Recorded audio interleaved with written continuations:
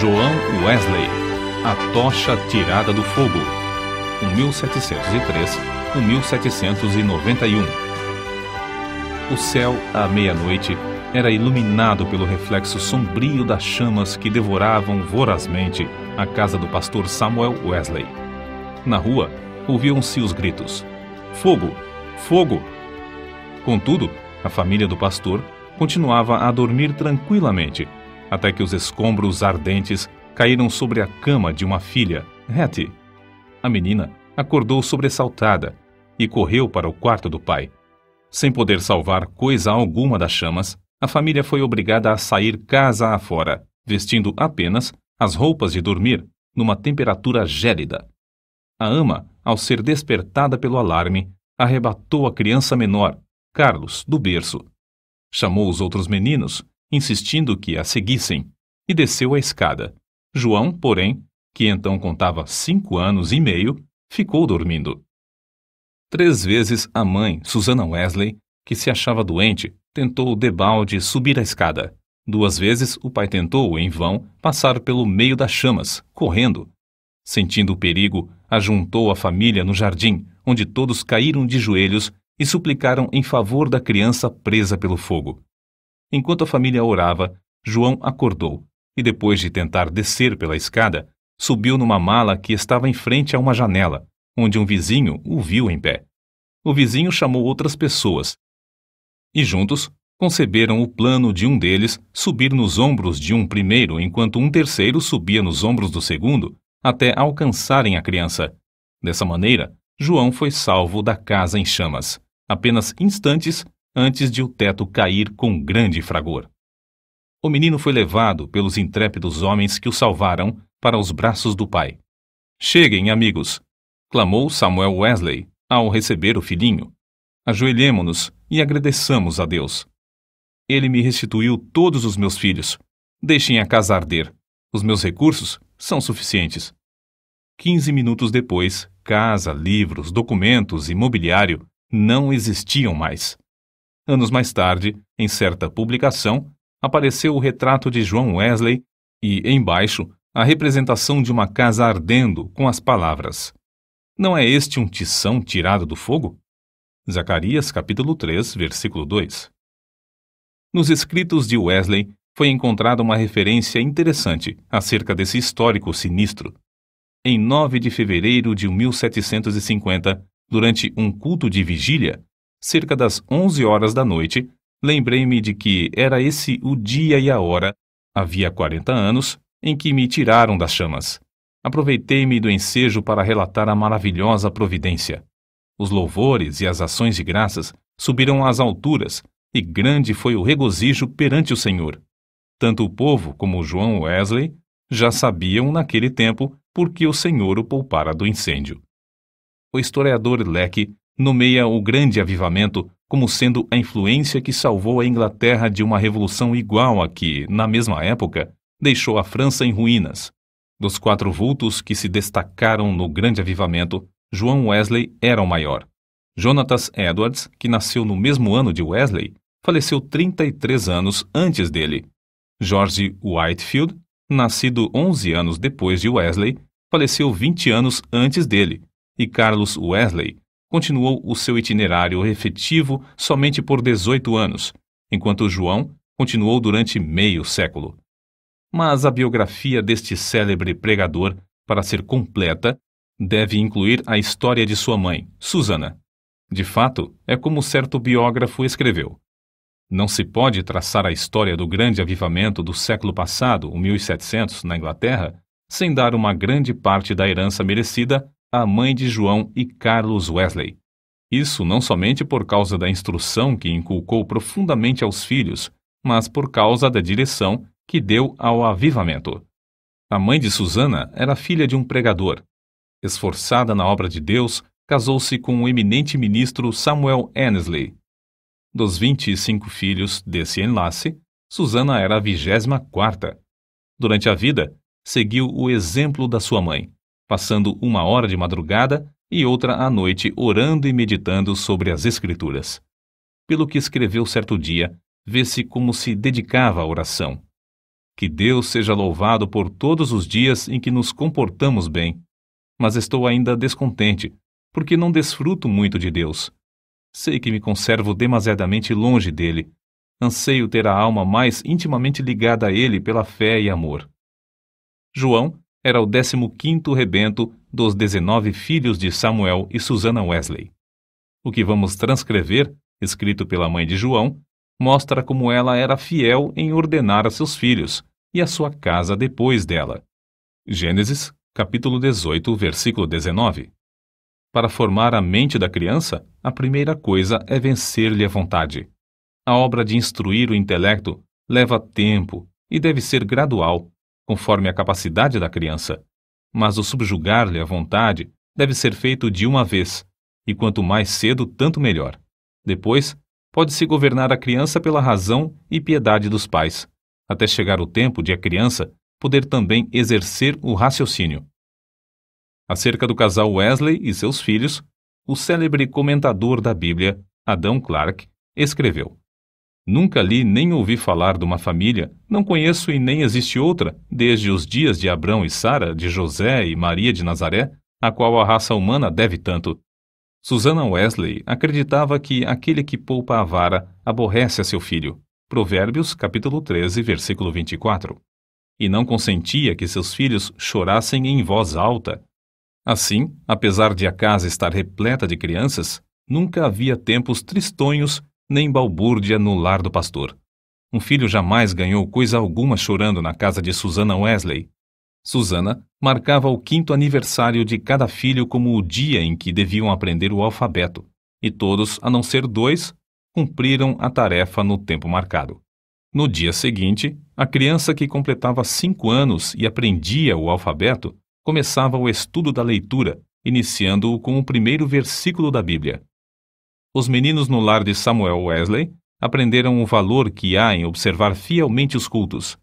Não há em outras histórias fatos tão profundos e atraentes como os que constam acerca dos filhos de Samuel e Susannah Wesley, pois antes de saberem ajoelhar-se ou falar, eram instruídos a dar graças pelo alimento, por meio de acenos apropriados. Logo que aprendiam a falar, repetiam a oração dominical de manhã e à noite, e eram ensinados também a acrescentar outros pedidos, conforme cada desejo em particular. Ao chegarem à idade própria, um dia da semana era designado a cada filho para conversar sobre as dúvidas e dificuldades. Na lista aparecem os nomes de João, para a quarta-feira, e o de Carlos, para o sábado. E para os filhos, o dia de cada um tornou-se precioso e memorável. É comovente ler o que João Wesley, 20 anos depois de sair da casa paterna, disse à sua mãe: Em muitas coisas, a senhora tem intercedido por mim e tem prevalecido. Quem sabe se agora também, na intercessão para que eu renuncie inteiramente ao mundo, terá bom êxito. Sem dúvida, será tão eficaz para corrigir o meu coração como era, então, para formar o meu caráter. Depois do espetacular livramento de João do incêndio, sua mãe, profundamente convencida de que Deus tinha grandes planos para seu filho, resolveu firmemente criá-lo para servir e ser útil na obra de Cristo. Susannah escreveu estas palavras nas suas meditações particulares: Senhor, esforçar-me-ei mais definitivamente em prol desta criança, a qual salvaste tão misericordiosamente. Procurarei transmitir-lhe fielmente ao coração os princípios da tua religião e virtude. Senhor, dá-me a graça necessária para fazer isso sincera e sabiamente, e abençoa os meus esforços com grande êxito. Ela era tão fiel em cumprir sua resolução que João foi admitido a participar da ceia do Senhor com a idade de 8 anos. Nunca se omitia o culto doméstico da programação do dia no lar de Samuel Wesley. Fosse qual fosse a ocupação dos membros da família ou dos criados, todos se reuniam para adorar a Deus. Na ausência do marido, Susannah, com o coração aceso pelo fogo dos céus, dirigia os cultos. Conta-se que, certa vez, quando ele prolongou a ausência mais do que de costume, 30 a 40 pessoas assistiram aos cultos no lar dos Wesley, e a fome pela palavra de Deus aumentou a ponto de a casa ficar repleta de vizinhos. A família do pastor Samuel Wesley vivia rodeada de pobreza, mas pela influência do Duque de Buckingham, conseguiu um lugar para João na Charterhouse, em Londres. Assim, o menino, antes de completar 11 anos, deixou a atmosfera fragrante de oração ardente para enfrentar as porfias de uma escola pública. Contudo, não cedeu ao ambiente de pecado de que estava rodeado. Conservava também as suas forças físicas, obedecendo fielmente ao conselho de seu pai, que corresse 3 vezes de madrugada ao redor do grande jardim da Charterhouse. Tomou como regra da sua vida, dali em diante, manter o vigor do corpo. Aos 80 anos, apesar de seu físico franzino, considerava coisa insignificante andar a pé 1,5 léguas para pregar. Conta-se um exemplo da influência que João exercia sobre seus colegas da Charterhouse. Certo dia, o porteiro sentiu falta dos meninos no terraço de recreio e foi achá-los em uma das salas, congregados em redor de João. Este contava-lhes histórias instrutivas, as quais atraíam-lhes mais do que o recreio. Acerca desse tempo, João Wesley escreveu: Eu participava de várias coisas que reconhecia como sendo pecado, embora não fossem escandalosas aos olhos do mundo. Contudo, continuei a ler as Escrituras e a orar de manhã e à noite. Baseava a minha salvação sobre os seguintes pontos. Primeiro, não me considerava tão perverso como o próximo. Segundo, conservava a inclinação de ser religioso. Terceiro, lia a Bíblia, assistia aos cultos e fazia oração. Depois de estudar 6 anos na Charterhouse, Wesley cursou em Oxford, tornando-se proficiente no latim, grego, hebraico e francês. Mas seu interesse principal não era o intelecto. Sobre esse assunto, ele escreveu: Comecei a reconhecer que a religião verdadeira tem a sua fonte no coração. Reservei 2 horas, todos os dias, para ficar sozinho com Deus. Participava da ceia do Senhor de 8 em 8 dias. Guardei-me de todo pecado, quer de palavras, quer de atos. Assim, na base das boas obras que praticava, eu me considerava um bom crente. João se esforçava para levantar-se diariamente às 4 horas. Por meio de anotações que registravam suas atividades cotidianas, conseguia dar conta de seu tempo para não desperdiçar um só momento. Continuou a observar esse costume até quase o último dia da sua vida. Certo dia, quando ainda jovem, assistiu a um enterro em companhia de um moço e conseguiu levá-lo a Cristo, ganhando assim a primeira alma para seu Salvador. Alguns meses depois, com a idade de 24 anos e depois de um período de oração, foi separado para o diaconato. Enquanto estudava em Oxford, juntava-se a um pequeno grupo de estudantes para orar, estudar as Escrituras diariamente, jejuar às quartas e sextas-feiras, visitar os doentes e encarcerados e confortar os criminosos na hora da execução. Todas as manhãs e todas as noites, cada um passava 1 hora orando sozinho em oculto. Durante as orações, paravam de vez em quando para observar se clamavam com o devido fervor. Sempre oravam ao entrar e ao sair dos cultos na igreja. Mais tarde, 3 dos membros desse grupo tornaram-se famosos entre os crentes. Primeiro, João Wesley, que talvez tenha feito mais que qualquer outro para aprofundar a vida espiritual, não somente na época, mas também em nossos dias. Segundo, Carlos Wesley, que chegou a ser um dos mais espirituais e famosos escritores de hinos evangélicos. E terceiro, George Whitefield, que se tornou o comovente pregador ao ar livre. Naquele tempo, sentia-se a influência de João Wesley em muitas partes das Américas, e hoje ainda é sentida. Contudo, passou menos de 2 anos nesse continente, e isto durante o período de sua vida em que se achava perturbado por causa de dúvidas. Aceitou a chamada para pregar o evangelho aos silvícolas na colônia de Geórgia, desejoso de ganhar sua salvação por meio de boas obras.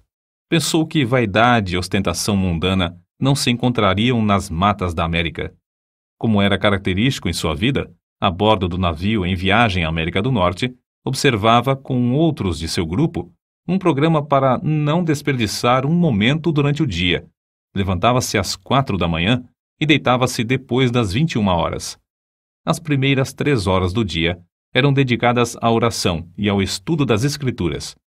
Depois de cumprir tudo o que estava indicado no programa do dia, o cansaço era tanto que, não obstante o bramido do mar e o balanço do navio, dormiam sem perturbação, deitados sobre um cobertor estendido no convés. Na Geórgia, a população inteira afluía à igreja para ouvir a sua pregação. A influência de seus sermões foi tal que, depois de 10 dias, uma sala de baile ficou quase inteiramente abandonada, enquanto a igreja se enchia de pessoas que oravam e eram salvas. Whitefield, que desembarcou na Geórgia alguns meses depois de Wesley voltar à Inglaterra, assim descreveu o que viu. O êxito de João Wesley na América é indizível. Seu nome é precioso entre o povo, onde lançou os alicerces que nem os homens nem os demônios podem abalar. Oh, que eu possa segui-lo como ele seguiu a Cristo! Porém, a Wesley faltava uma coisa muito importante, conforme se vê pelos acontecimentos que o levaram a sair da Geórgia, como ele mesmo escreveu. Faz 2 anos e quase 4 meses que deixei a minha terra natal para pregar Cristo aos índios da Geórgia. Entretanto, o que cheguei eu a saber? Ora, vim a saber o que eu menos esperava. Fui à América para converter outros, mas nunca fora realmente convertido a Deus. Depois de voltar à Inglaterra, João Wesley começou a servir a Deus com a fé de um filho e não mais com a fé de um simples servo. Acerca desse assunto, eis o que ele escreveu. Não reconhecia que esta fé era dada instantaneamente, que o homem podia sair das trevas para a luz imediatamente, do pecado e da miséria para a justiça e gozo do Espírito Santo. Examinei de novo as Escrituras sobre este ponto, especialmente Atos dos Apóstolos. Fiquei grandemente surpreendido ao ver quase que somente conversões instantâneas, quase nenhuma tão demorada como a de Saulo de Tarso. Desde então, começou a sentir mais e mais fome e sede de justiça, a justiça de Deus pela fé. Fracassara na sua primeira tentativa de pregar o Evangelho na América porque, apesar de seu zelo e bondade de caráter, o cristianismo que possuía era uma coisa que recebera por instrução. Mas a segunda etapa de seu ministério destacou-se por um êxito fenomenal. E porque o fogo de Deus ardia na sua alma, chegara a ter contato direto com Deus através de uma experiência pessoal. Relatamos aqui, com suas próprias palavras, o episódio no qual o Espírito testificou ao seu espírito que era filho de Deus e que veio transformar completamente a sua vida. Eram quase 5 horas, hoje, quando abri o Novo Testamento, e encontrei estas palavras. Ele nos tem dado grandíssimas e preciosas promessas para que, por elas, fiqueis participantes da natureza divina. Segunda carta de Pedro, capítulo 1, versículo 4. Antes de sair, abri mais uma vez o Novo Testamento, para ler estas outras palavras. Não estás longe do reino de Deus. Marcos, capítulo 12, versículo 34. À noite, senti-me impelido a assistir em Aldersgate. Senti o coração abrasado. Confiei em Cristo, somente em Cristo, para a salvação. Foi-me dada a certeza de que Ele levara os meus pecados e de que me salvara da lei do pecado e da morte. Comecei a orar com todas as minhas forças e testifiquei a todos os presentes do que sentia no coração. Depois dessa experiência em Aldersgate, Wesley aspirava a bênçãos ainda maiores do Senhor, conforme ele mesmo escreveu. Eu suplicava a Deus que cumprisse todas as suas promessas na minha alma. O Senhor honrou este anelo, em parte, não muito depois, enquanto eu orava com Carlos, Whitefield e cerca de 60 outros crentes, em Fetter Lane. São de João Wesley também estas palavras. Cerca de 3 horas da madrugada, enquanto perseverávamos em oração, Romanos capítulo 12, versículo 12, o poder de Deus nos sobreveio de tal maneira que bradamos impulsionados de grande gozo, e muitos caíram ao chão. A seguir, ao passar um pouco o temor e a surpresa que sentimos na presença da majestade divina, rompemos em uma só voz. Louvamos-te, ó Deus! Aceitamos-te como Senhor. Essa unção do Espírito Santo dilatou grandemente os horizontes espirituais de Wesley. O seu ministério tornou-se excepcionalmente frutuoso, e ele trabalhou ininterruptamente durante 54 anos, com o coração abrasado pelo amor divino. Um pastor prega, em média, 100 vezes por ano, mas João Wesley pregou cerca de 780 vezes por ano, durante 54 anos. Esse homenzinho, de apenas 1,66 m de altura e pesando menos de 60 quilos, dirigia-se a grandes multidões e sob as maiores provações. Quando as igrejas lhe fecharam as portas, levantou-se para pregar ao ar livre. Embora enfrentasse a apatia espiritual quase geral dos crentes, a par de uma onda de devassidão e crimes no país inteiro, multidões de 5.000 a 20.000 afluíam para ouvir seus sermões. Tornou-se comum, nesses cultos, os pregadores acharem-se tão angustiados que gritavam e gemiam. Se materialistas célebres, tais como Voltaire e Thomas Paine, gritaram de convicção ao se encontrarem com Deus no leito de morte, não é de admirar que centenas de pecadores gemessem, gritassem e caíssem ao chão como mortos, quando o Espírito Santo os levava a sentir a presença de Deus. Multidões de perdidos, assim, tornavam-se novas criaturas em Cristo Jesus nos cultos de João Wesley. Muitas vezes, os ouvintes eram levados às alturas de amor, gozo e admiração. Recebiam também visões da perfeição divina e das excelências de Cristo, até ficarem algumas horas como mortos. Ver Apocalipse capítulo 1, versículo 17. Como todos os que invadem o território de Satanás, os irmãos Carlos e João Wesley tinham de sofrer terríveis perseguições.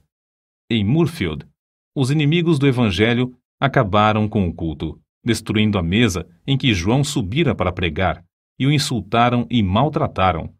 Em Sheffield, a casa foi demolida sobre a cabeça dos crentes. Em Wednesbury, destruíram as casas, roupas e móveis dos fiéis, deixando-os desabrigados, expostos à neve e ao temporal. Diversas vezes, João Wesley foi apedrejado e arrastado como morto na rua. Certa vez, foi espancado na boca, no rosto e na cabeça até ficar coberto de sangue. Mas a perseguição por parte da igreja decadente era sua maior cruz. Foram denunciados como falsos profetas, paroleiros, impostores arrogantes, homens destros na astúcia espiritual, fanáticos, etc. Ao voltar para visitar Epworth, onde nascera e se criara, João assistiu no domingo aos cultos da manhã e da tarde na igreja onde seu pai fora fiel pastor durante muitos anos, mas não lhe foi concedida a oportunidade de falar ao povo. Às 18 horas, em pé sobre o monumento que marcava o lugar em que enterraram seu pai, ao lado da igreja, Wesley pregou ao maior auditório jamais visto em Epworth, e Deus salvou muitas almas. Qual a causa de tão grande oposição? Entre os crentes da igreja dormente, alegava-se que eram as suas pregações sobre a justificação pela fé e a santificação. Os descrentes não gostavam dele porque levou o povo a se levantar para cantar hinos às 5 da madrugada. João Wesley não somente pregava mais que os outros pregadores, mas os excedia como pastor, exortando, confortando os crentes e visitando-os de casa em casa. Nas suas viagens, andava tanto a cavalo como a pé, ora em dias ensolarados, ora sob chuvas, ora em temporais de neve. Durante os 54 anos do seu ministério, andou, em média, mais de 7.000 quilômetros por ano para alcançar os pontos de pregação. Esse homenzinho que andava tantos quilômetros ainda tinha tempo para a vida literária. Leu não menos de 1.200 tomos, a maior parte enquanto andava a cavalo. Escreveu uma gramática hebraica, outra de latim e ainda outras de francês e inglês. Serviu durante muitos anos como redator de um jornal de 56 páginas. O dicionário completo que compilou da língua inglesa era muito popular, e seu comentário sobre o Novo Testamento ainda tem grande circulação. Revisou e republicou uma biblioteca de 50 volumes, reduzindo-a para 30 volumes.